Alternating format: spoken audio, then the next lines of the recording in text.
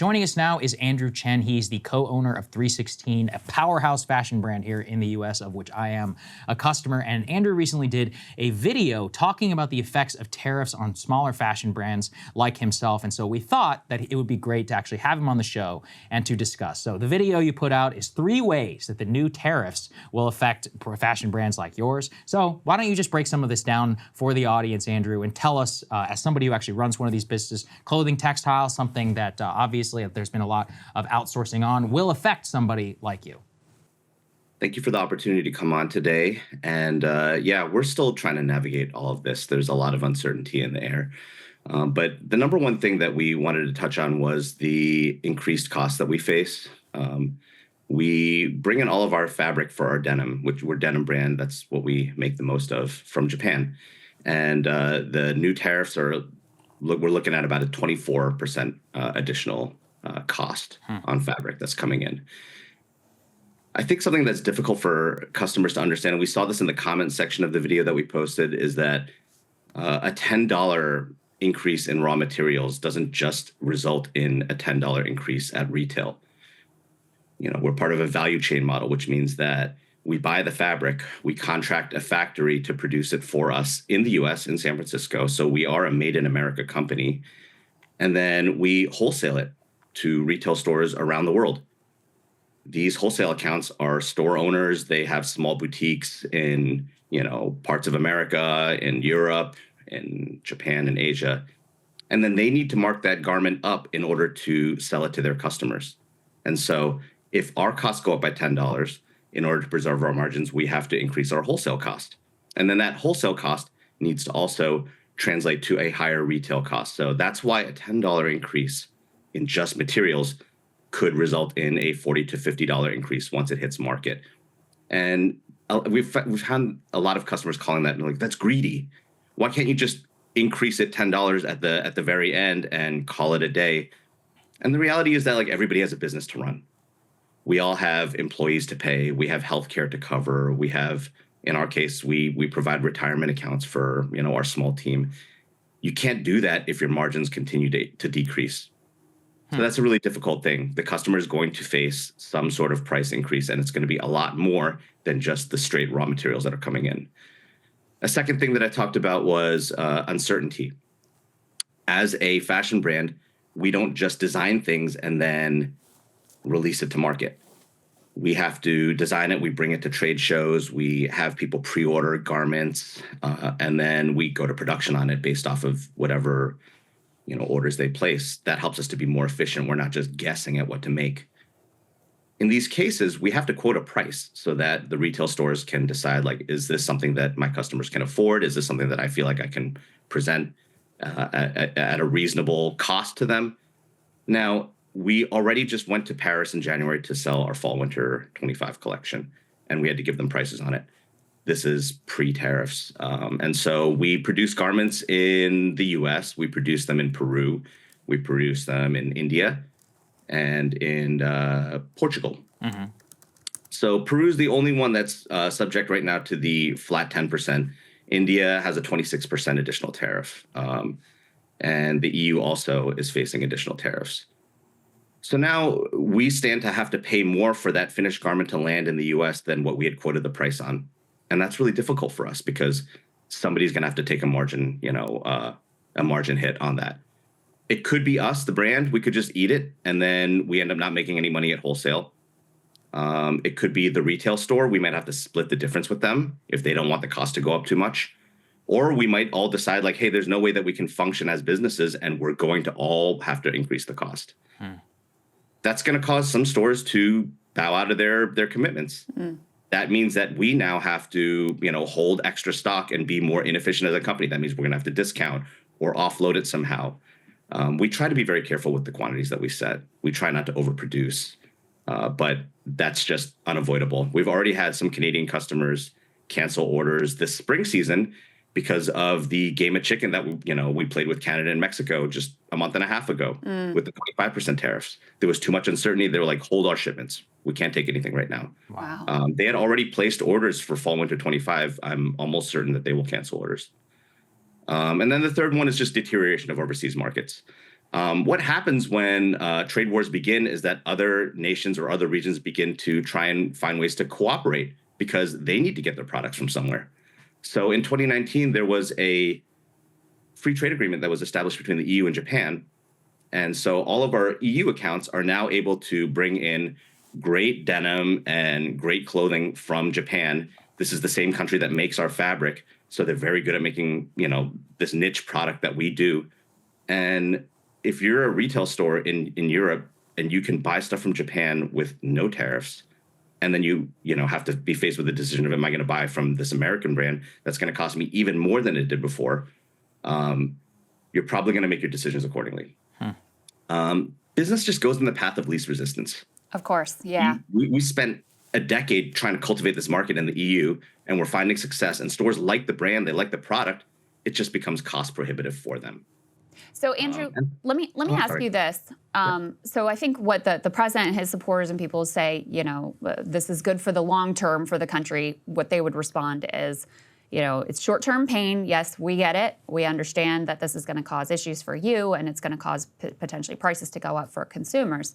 But it's going to create an incentive structure for business owners like yourself to bring the entire supply chain for your product here internally to the U.S., and will create additional jobs in the U.S. So over the long term, this is going to be a better direction. What is your response to that? And also, just walk us through, what would it entail for that to actually occur for you? Yeah, what I would respond to that is that a lot of these small brands don't have 5 years or 10 years to be able to build up infrastructure and to reshore these things that America doesn't do anymore. Yeah. And I'll just keep it super, super focused on jeans because that is what most customers know us for. They come to us for. And so a lot of people who are not familiar with our brand, when they saw this video go viral, they're like, why don't you just make it in America? And to the extent that we're able to, we do. We employ a factory in San Francisco that used to make jeans for Levi's before they offshored production.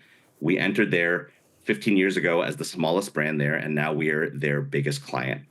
And they rely on us for business. But the fabric that we use, and I don't know if this is getting too niche, but it is selvage denim. It is denim that is woven the way that denim used to be made in the 40s to the 60s, when it was more than just a workwear fabric. It was something that people needed longevity out of. And it's a slow and almost antiquated way of making denim that is largely unavailable in the U.S. There are a few small mills that still exist here, but the biggest one was Cone Mills White Oak in North Carolina, and they closed in 2017 due to lack of demand. Customers are not accustomed to paying for clothing. Derek Guy, Dye Workwear on Twitter and Blue Sky, he shared on one of his threads in the early 1960s, U.S. households spent 12% of the income on apparel, and that would be $4,157 in today's dollars. In 2016, it was 4%. Yep. So $1,800. But that's not because people are buying less clothes. They're buying more clothes. They're buying cheap clothes.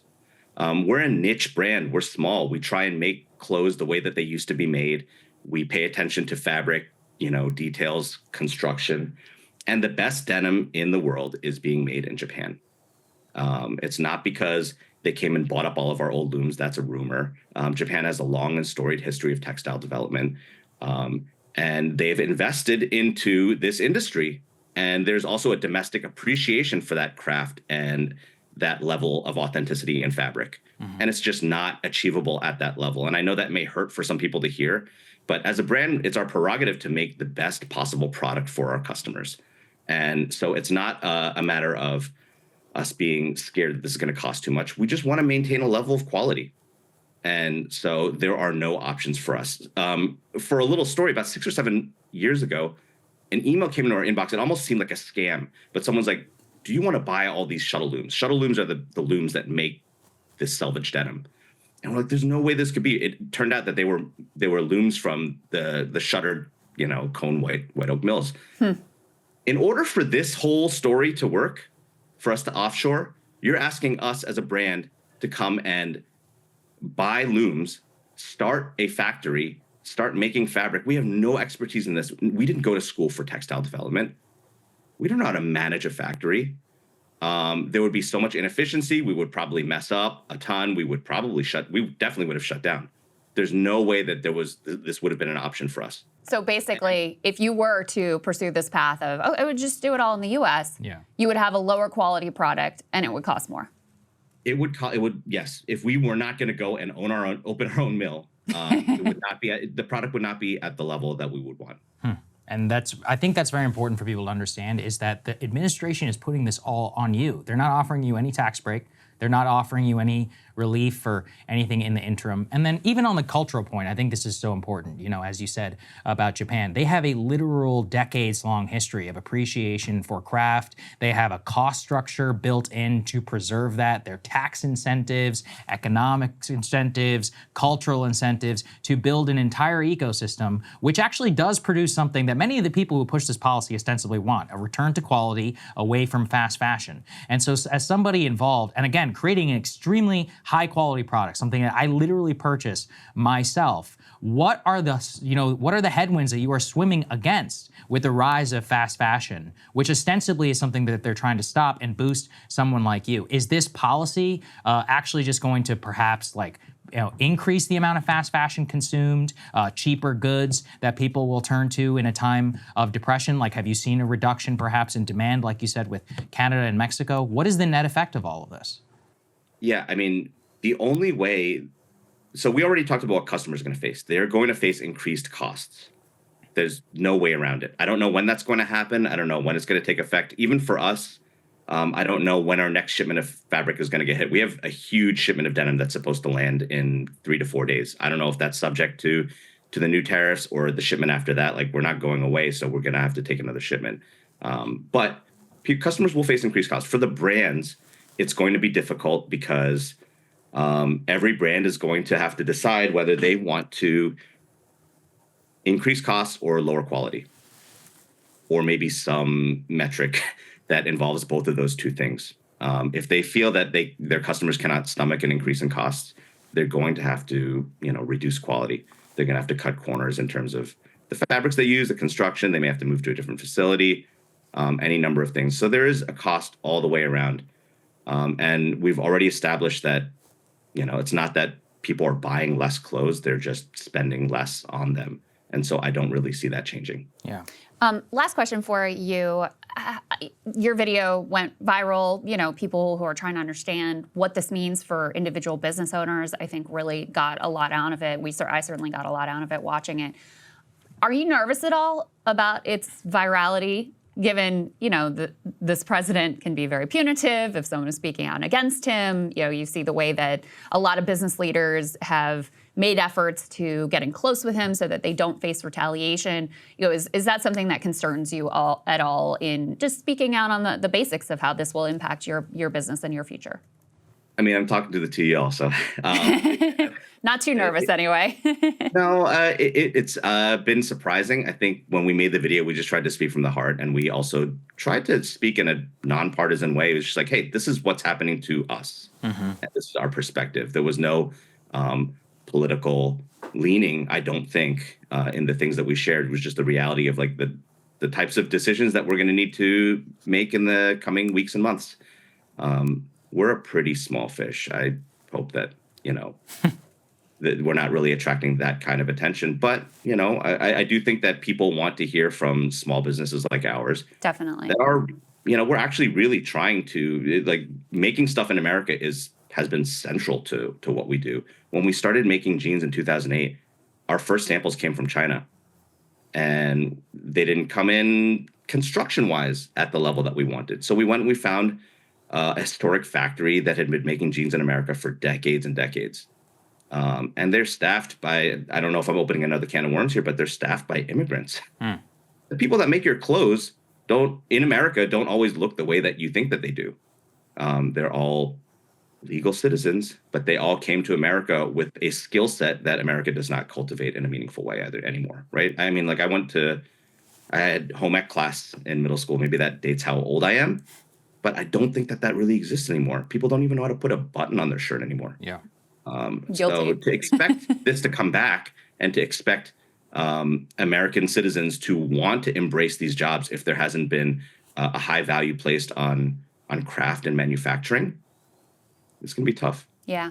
Well, I think Saagar's point and your point that in theory, this policy is meant to support people like you. You know, it's meant to push people more towards, okay, spend a little bit more, but it'll be higher quality and it'll be, you know, from companies that put an emphasis on making things here. And so the fact that even for someone such as yourself and your business, you see this as a major challenge to have to overcome, I think is very illuminating about the practical realities of the policy. Andrew, we can't thank you enough for taking the time out to talk to us and explain your perspective on all of this. Thank you, Andrew. Thank you for making the close you guys do. As I said, I'm a loyal customer. I'll continue to be. And I encourage everybody out there, if you can, we'll put a link down in the description. You should go check them out. Thank you for the time and the opportunity. See you, man. Yeah, it's our pleasure. Hey, if you like that video, hit the like button or leave a comment below. It really helps get the show to more people. And if you'd like to get the full show ad-free and in your inbox every morning, you can sign up at breakingpoints.com. That's right. Get the full show, help support the future of independent media at breakingpoints.com.